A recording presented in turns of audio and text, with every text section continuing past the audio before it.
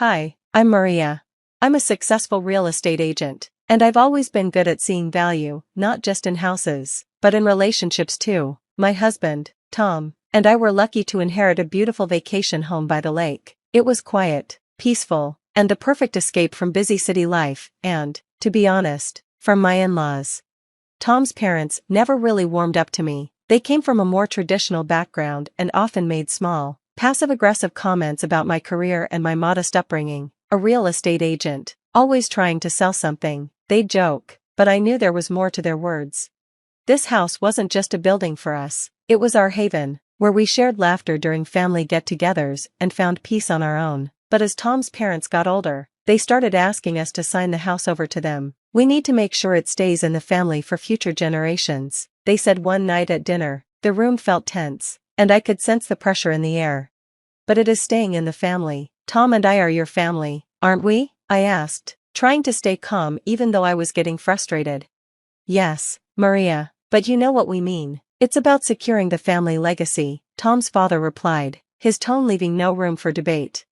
The tension was almost too much to bear. Tom, bless him, was torn. He wanted to make his parents happy, but he hated how it was affecting our marriage. We spent many nights talking about what to do. Stress etched on both our faces. Why do they have to make everything about business? I asked him during one of those late-night talks. Tom sighed deeply, a sound that said more than words ever could. It's how they've always been, Maria. It's not just about the house, it's about control, he finally said, sadness in his eyes that matched my own. It wasn't just what they said, it was how they acted. Every time they visited the house, it felt like a game. They would drop hints about the future of the property. During one particularly blunt conversation, Tom's mom said, "You two don't need such a big place. Think about the family. Think about your brothers." Her words hurt. It wasn't just that she implied we didn't deserve the house. It was that she seemed to be saying we weren't enough of a family ourselves to keep it. That's not fair, I found myself saying. We love this home just as much as you do. Why isn't that enough? It was clear now that this wasn't just about a house. It was about respect, boundaries, and where family loyalty ends and personal independence begins. Look at this, David, I said, showing him emails between Tom and his parents. They've been planning this for months, trying to pressure me into signing over the deed. You're kidding me, David replied, shocked. That's low, even for them. So, what's your plan? I don't know yet. I'm so angry, I can't even think straight, I admitted. Okay, let's not rush. There are ways to handle this, Maria, ways to make sure you stay in control. Have you thought about selling the house? Just end it all and sell it to someone else.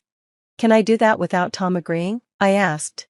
If both your names are on the deed, you'd both need to sign off on a sale, but maybe it's time Tom realizes what his parents' manipulations are costing him. You think he'd go for it? It might be the wake-up call he needs. Otherwise, you'll keep being painted as the villain in their story. That evening, back at home, I couldn't shake the cold feeling of betrayal. It felt like it was seeping into our home, our supposed safe place. When Tom came home, I confronted him. You and your parents have been planning behind my back. How could you, Tom? It's not like that, Maria, he replied. They're just worried about the future, about stability. Stability or control? This is our home, Tom, our future. Why am I only hearing about this now? I was going to talk to you, I swear. They just have a way of pushing until I give in. And what if I don't give in, Tom? What then? Your parents gave me an ultimatum today. Sign over the house by the end of the month or face the consequences. What consequences? Tom asked, startled. I don't know, they didn't say, I replied. They didn't what, Tom? Are they threatening to cut us off? To come between us? I don't know, Maria, I just know they're serious. The next day, I met with David again, feeling the weight of the ultimatum pressing on me. Your in-laws are playing dirty, that's obvious. If you sell, you can avoid their threats altogether. Let's weigh the pros and cons. This is about more than just a property, this is about your independence. You're right, I sighed, but I hate that it's come to this. It feels like I'm being pushed out of my own life. That's why you need to take control again, David said. Maybe it's time to show Tom and his parents that you won't be bulldozed. That evening, Tom tried to patch things up, but the gap between us had grown, strained by the secrets and scheming. Maria, please, he said, let's just talk. We can find a way to make everyone happy. Can we, Tom? Because it seems like your parents' happiness comes at the cost of mine. It's not like that, he insisted. They just want what's best for all of us. And what about what I want? Doesn't that matter? I asked. You know it does, he said, frustrated, but they're my parents. We can't work something out like this, Tom. This is our life, not a business negotiation. I need to think about what's best for me too. Maybe David is right. Maybe selling the house is the only way to take back control. Sell? Maria, you can't be serious. I've never been more serious, Tom. I won't be backed into a corner, not by your parents, not by anyone. Maria, please. No, Tom, it's time I made a decision that's right for me, I said, my voice steady. I'm going to think about all my options and do what's best for me. I hope you can understand that. As Tom stood there, stunned, I felt a mix of fear and determination brewing inside me. The future was uncertain, but one thing was clear, I wasn't going to be anyone's pawn anymore. At the dining table, the air was thick with tension. We all knew why we were here. We all know the reason for this meeting. I began, looking around at everyone. The table had seen happier days, but today felt different. Tom looked anxious, his parents expectant. Before I could continue, Tom's father spoke up. Before we proceed, we want to make sure this transition goes smoothly for everyone. I nodded, placing the stack of papers in front of me. I've thought about this long and hard. This isn't just a transaction, this house is part of who we are. Exactly, Maria, his mother chimed in, a thin smile on her face. It's for the family, for the future of our grandchildren. I glanced at Tom, who was staring at the table. Tom, do you have anything you want to say before we continue? He shifted uncomfortably. I just want what's best for us, for our family.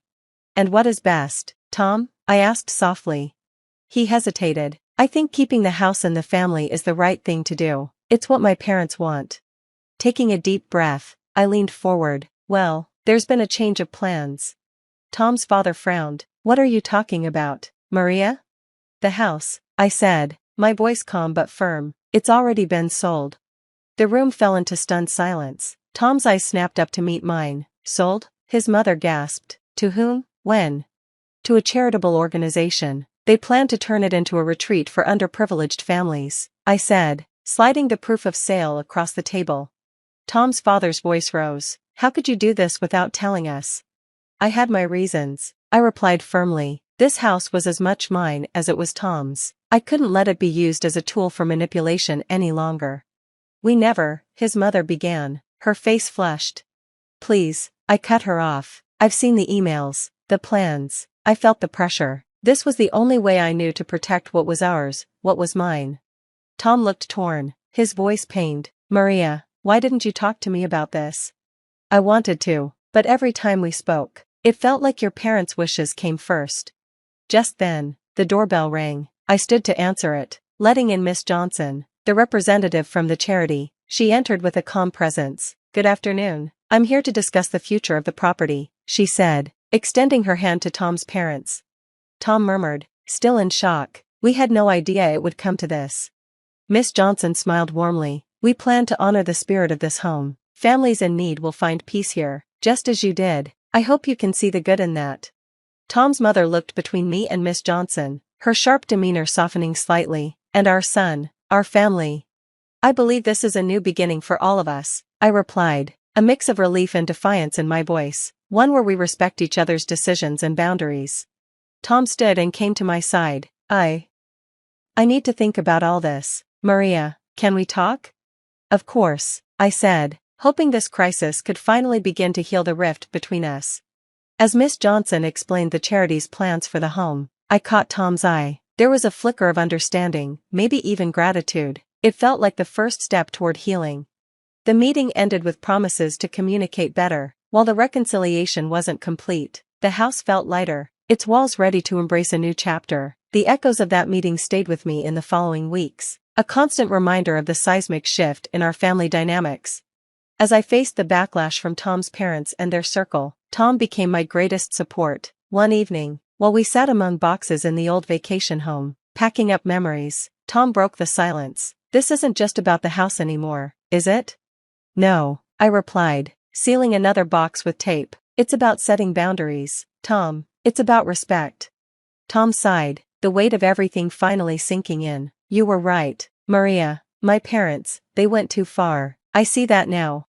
The realization wasn't easy for Tom. His loyalty to his parents clashed with his love for me, but the support he showed by standing by my side through the storm marked the start of a new chapter for us. In the weeks that followed, Tom's parents had to face the consequences of their actions. Word of their scheming and the sale of the house became public, damaging their reputation. Humiliated by their own greed and the judgment of others, they were forced to retreat, dealing with their shame in private. As I look back on everything, the challenges we faced and the victories we achieved, I understand the importance of standing firm in one's values. Selling the vacation home, while filled with conflict, was necessary for us to reclaim our independence and redefine our lives on our own terms. Thank you for following my story. Remember, standing up for yourself isn't just about asserting your rights, but also about choosing your own path and valuing your self-worth. Here's to new beginnings and personal victories. How would you handle toxic family pressures while keeping your boundaries strong? Feel free to share your thoughts below, and don't forget to like and subscribe for more stories of life, struggle, and triumph.